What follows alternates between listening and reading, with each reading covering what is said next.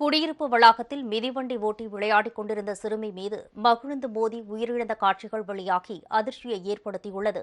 குஜராத் மாநிலம் மெஹ்சானாவில் திஷா பட்டேல் என்ற சிறுமி தனது குடியிருப்பு வளாகத்தில் மிதிவண்டி ஓட்டி விளையாடிக் கொண்டிருந்தார்.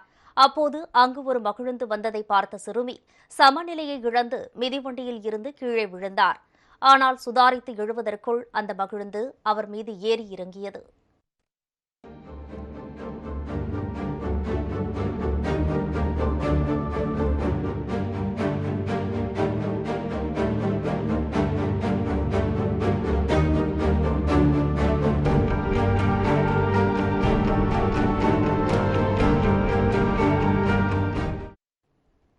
சிறுமியின் மீது மகிழுந்து மோதியவுடன் ஓட்டுநர் சிறுமியை பார்க்க வெளியே இறங்கி வருகிறார். அதற்குள் சிறுமி உயிரிழந்து விட்டார்.